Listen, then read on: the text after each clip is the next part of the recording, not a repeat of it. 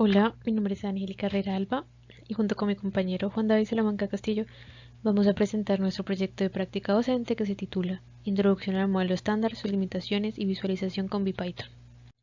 Nuestra motivación para realizar este proyecto es dar un acercamiento al modelo estándar, por lo tanto un acercamiento a la rama de la física de partículas, para generar interés en esta rama y mostrar lo interesante que es conocer las partículas y el universo al nivel más fundamental.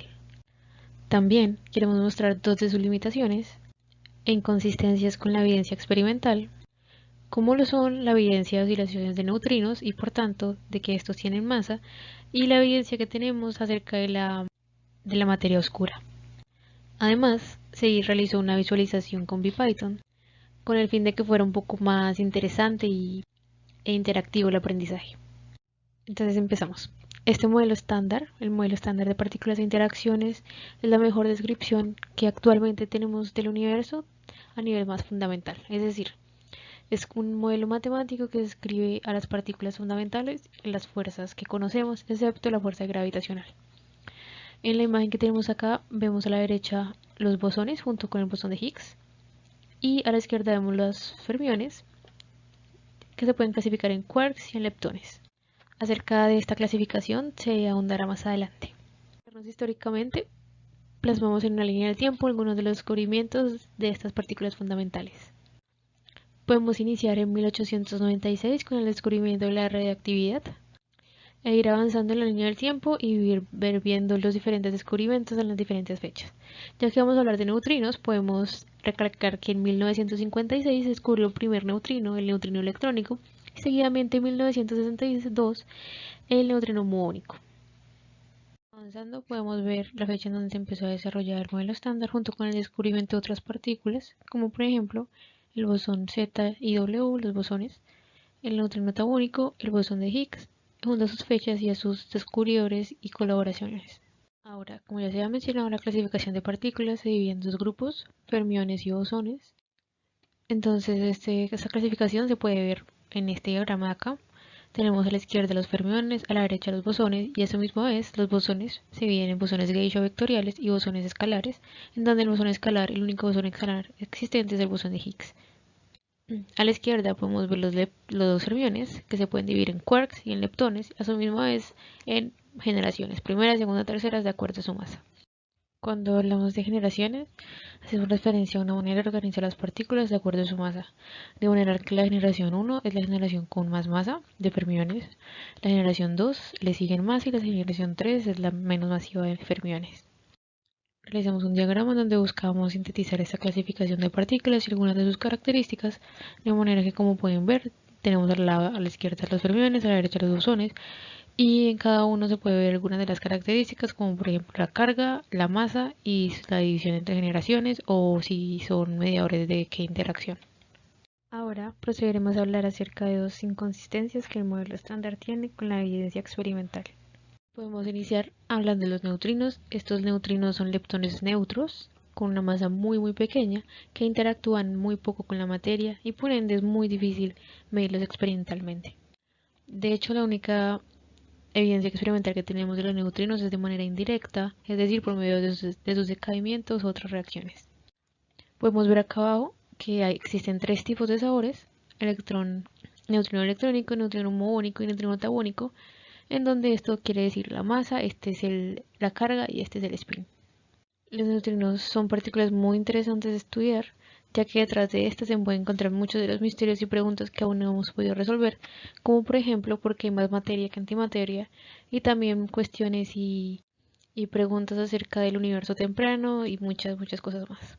Ahora, una de estas inconsistencias es que el modelo estándar teorizaba que los neutrinos debían tener masa nula, pero sabemos actualmente, por medio de la evidencia experimental, que sabemos que los neutrinos no tienen masa nula, estos tienen masa, aunque sea muy chiquita. Y la primera vez que se comprobó esto fue por medio del experimento Super Kamiokande, por medio de lo cual sus cabezas, sus líderes, se llevaron el premio Nobel. Ahora, esta oscilaciones de neutrinos, está descrita por medio de la mecánica cuántica. Bueno, y eso ya es una explicación un poco más profunda, pero a grandes rasgos se puede decir que los neutrinos O sea, cada sabor de neutrinos está descrito por una superposición de sus estados de masa. Eso suena muy raro, lo que es lo que intenta decir la figura acá, pero sirve bastante teóricamente y incluso había un problema con los neutrinos solares y etcétera, que por medio de esta explicación se logró solucionar el problema de neutrinos solares. Hay muchos problemas más que aún presenta, pero poco a poco teorías más allá del modelo estándar están intentando encontrar explicación a muchos de los fenómenos que el modelo estándar se limita y no puede resolver. Ahora, acerca de la masa de estos neutrinos, no se sabe exactamente cuál es su masa absoluta. No puedo decir el neutrino electrónico tiene tal masa. Lo que se sabe es que la suma de sus tres masas es de un electronvoltio aproximadamente, mientras que podemos decir a comparación, la masa de un electrón es de 5000 de 51.100 electronvoltios. O sea, es demasiado, muy chiquita la masa de un neutrino a comparación de un electrón, por ejemplo. Como podemos ver, los neutrones son partículas muy peculiares y en torno a estos aún hay muchas preguntas por responder, como por ejemplo, ¿por qué tienen masa tan pequeña? Y si son partículas de Majorana o de Dirac. En torno a esta primera pregunta, los físicos han llegado a una teoría, se conoce como SISO mechanism o mecanismo de columpio, en la cual teorizan que para nuestro neutrino que conocemos de quiralidad izquierda, existe un compañero de quiralidad derecha, un neutrino pesado, que interactúa con el campo de Higgs produciendo la masa de este neutrino chiquito.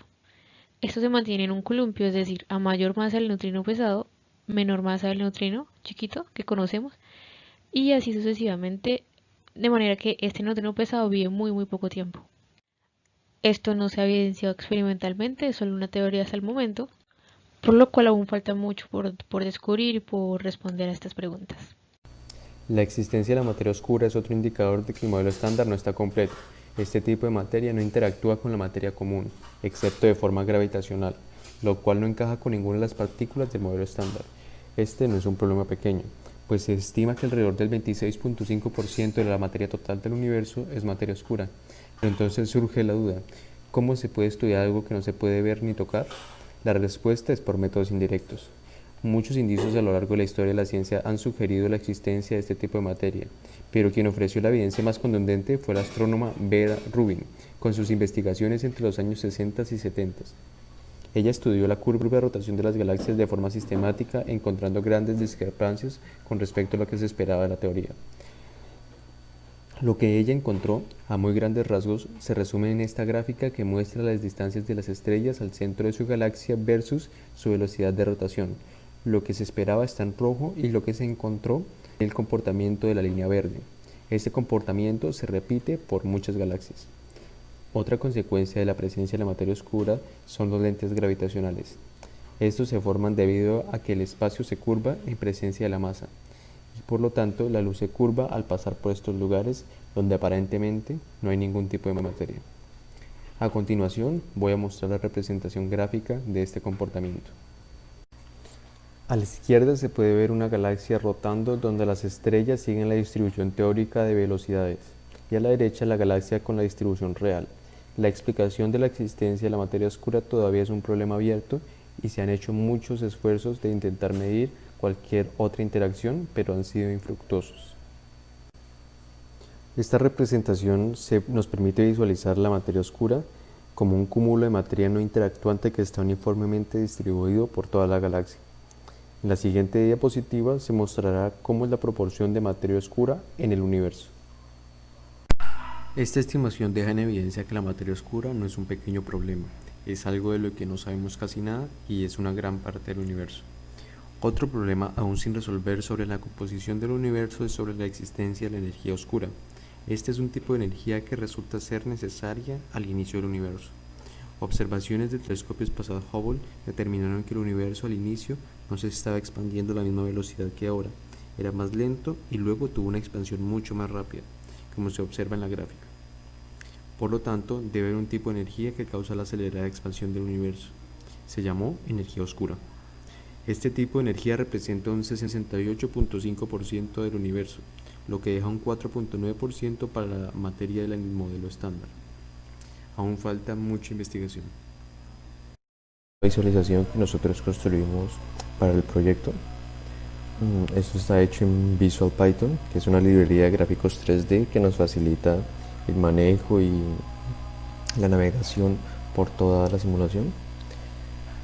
Construimos, esta es la pantalla negra donde se va a ir mostrando todos los escenarios. Son 3 botones, uno para pausar, otro para volver al estado inicial y el último botón es para cambiar entre escenarios.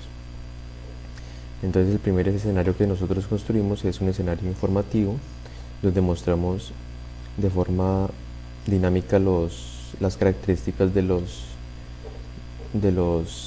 las partículas. Entonces cuando le damos clic a cualquier partícula se van a acercar a la partícula que seleccionaron y va a aparecer un post en la parte de abajo en donde van a mostrar las características de esta partícula junto con un poco más de información sobre su descubrimiento. Aquí se da un link donde se puede investigar más acerca del tema. Ahora vamos a pasar al siguiente escenario. El siguiente escenario es una representación de el scattering de Rutherford, es decir, donde se manda una partícula alfa a un núcleo.